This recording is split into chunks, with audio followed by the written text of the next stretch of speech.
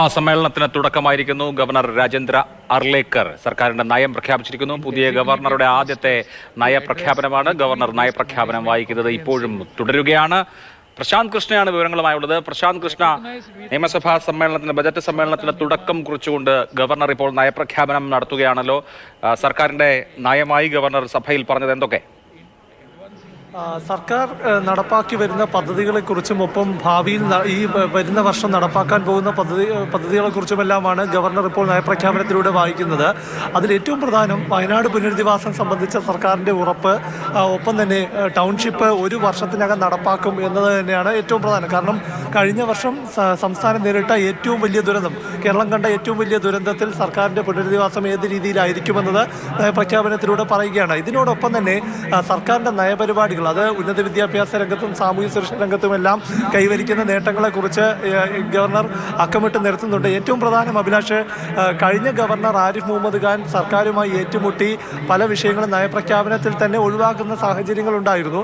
പക്ഷേ ഇത്തവണ ആദ്യമായി ഗവർണറായി കേരളത്തിലെത്തുന്ന രാജേന്ദ്ര അർലേക്കർ ഇന്നിപ്പോൾ നയപ്രഖ്യാപനത്തിന് ആദ്യമായി നിയമസഭയിലെത്തുമ്പോൾ കേന്ദ്രവിരുദ്ധ പരാമർശങ്ങളൊന്നും നയപ്രഖ്യാപനത്തിൻ്റെ ഭാഗമായി ഇതുവരെ വന്നിട്ടില്ല എന്നതാണ്. സാധാരണഗതിയിൽ ഒരു നയപ്രഖ്യാപന പ്രസംഗത്തിൻ്റെ ആദ്യ ഭാഗത്തെല്ലാമാണ് ഈ കേന്ദ്രത്തിനെതിരായ സംസ്ഥാനത്തിൻ്റെ വിമർശനങ്ങളെല്ലാം ഉൾക്കൊള്ളിക്കുന്നത്. പക്ഷേ ഇതുവരെ ഏകദേശം മുക്കാൽ മണിക്കൂർ പിന്നിട്ടിരിക്കുന്നു. ഇതുവരെ സംസ്ഥാന സർക്കാർ തയ്യാറാക്കിയിരിക്കുന്ന ഈ നയപ്രഖ്യാപനത്തിൽ കേന്ദ്ര വിമർശനത്തിൻ്റെ ഭാഗങ്ങൾ ഉൾപ്പെട്ടിട്ടില്ല എന്നത് പ്രധാനമാണ്. അതായത് ഗവർണറുമായി സർക്കാർ ഏറ്റുമുട്ടാൻ ഇപ്പോൾ ഉദ്ദേശിക്കുന്നില്ല. ഇനി ഒരു വർഷക്കാലമാണ് സംസ്ഥാന സർക്കാരിന് ഇനി കാലാവധി അവശേഷിക്കുന്നത്. അപ്പോൾ ഗവർണർ സർക്കാർ പോര് തുടരണ്ട എന്ന തരത്തിൽ ആയിരിക്കണം ഒരുപക്ഷെ. അല്ലെങ്കിൽ ഇനിയിപ്പോൾ നമുക്ക് നയപ്രഖ്യാപനം പൂർത്തിയായ ശേഷം നയപ്രഖ്യാപന പ്രസംഗത്തിൻ്റെ പകർപ്പ് നമ്മുടെ കയ്യിൽ കിട്ടുമ്പോഴേ അറിയാൻ സാധിക്കുകയുള്ളൂ.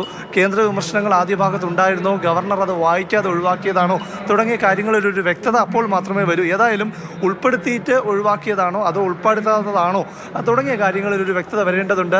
പ്രധാനമായും ഇപ്പോൾ കഴിഞ്ഞ മുക്കാൽ മണിക്കൂറായി നയപ്രഖ്യാപന പ്രസംഗത്തിൽ സംസ്ഥാന സർക്കാർ കൈവരിച്ച നേട്ടങ്ങളും കഴിഞ്ഞ കാലത്തും അതുപോലെ തന്നെ ഈ വരുന്ന വർഷവും, അതായത് 2025-ൽ ഉന്നത വിദ്യാഭ്യാസ മേഖലയുമായി ബന്ധപ്പെട്ട ഒരു പ്രധാനപ്പെട്ട നയപ്രഖ്യാപനത്തിലുള്ളത് കേരളത്തെ ഉന്നത വിദ്യാഭ്യാസത്തിൻ്റെ ആഗോള ഹബ്ബാക്കി മാറ്റും. അതിന് 2025-ൽ ഒരു പദ്ധതി നടപ്പാക്കും എന്ന് നയപ്രഖ്യാപനത്തിൽ പറയുന്നു.